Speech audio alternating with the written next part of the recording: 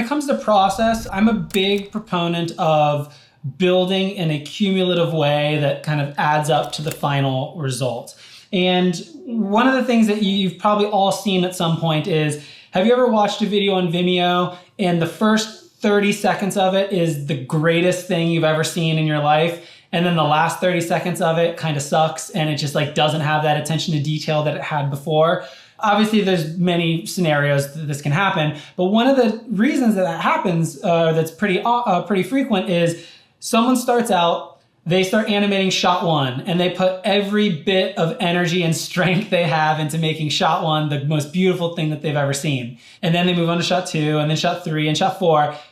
Eventually, you're going to get fatigued, or life's going to happen. Your girlfriend's going to break up with you, or your boyfriend. You're going to, get booked. You're going to, adopt a puppy. I don't know. Something's going to happen. And that attention to detail and that passion or that energy that you're putting into shot one isn't going to be there 5 weeks later for shot 30. And the piece as a whole isn't going to feel consistent. The juggler is a really helpful analogy to think about when you're in the development phase of the project. You want to get it to the point where you're juggling as few elements as possible before you enter production and the project is greenlit and you're off to the races in After Effects. The next analogy I like to use is thinking of it as a sculptor. If you are a sculptor, you're not going to approach a gigantic cube of granite and chisel away a perfect elbow. And that's it. You are going to look at that cube of granite and you are going to chisel away and refine it. And that cube is going to then turn into like a potato shape.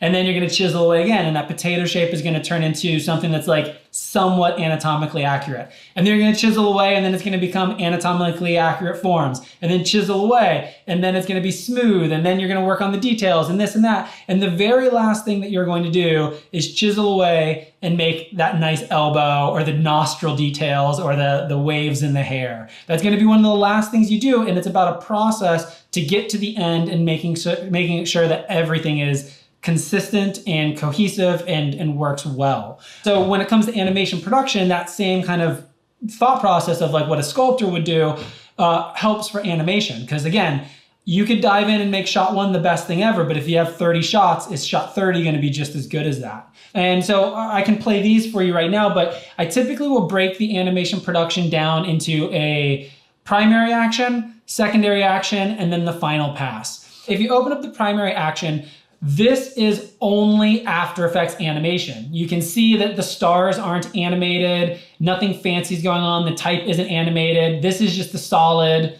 This is just very simple After Effects.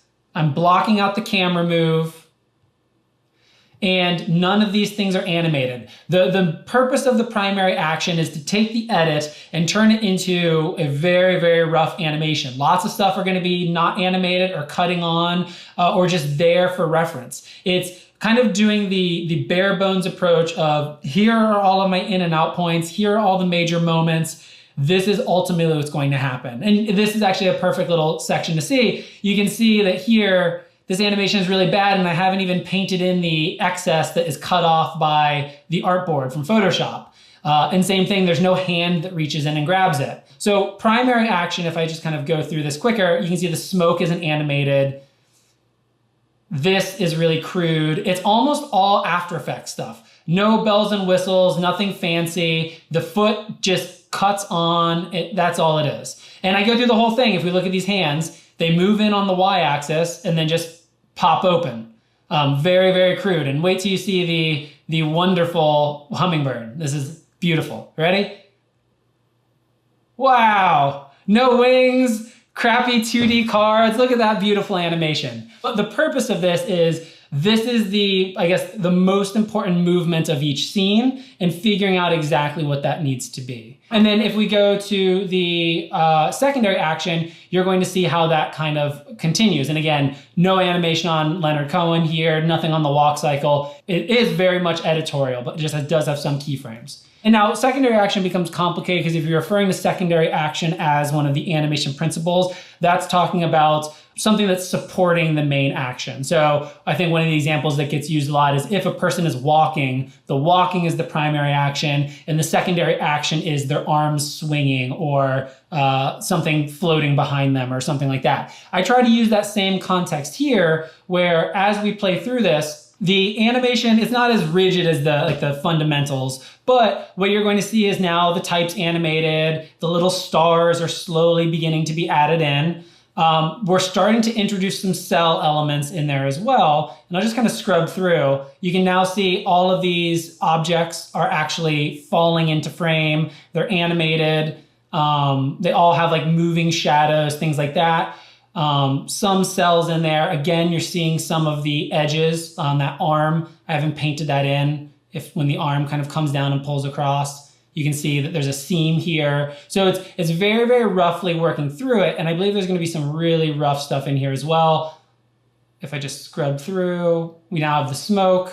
So it's introducing the cell or frame by frame stuff. And then here, you can see some of the stuff is even in rough mode, like the frames as I'm going in between poses. This is really quick, but I go from the solid state, and then the in-betweens are just pencil lines. Same thing, just scrubbing through. I have just the rough of the foot stepping on the hat. I think the rough of the hands as they open, so I'm just in-betweening those poses.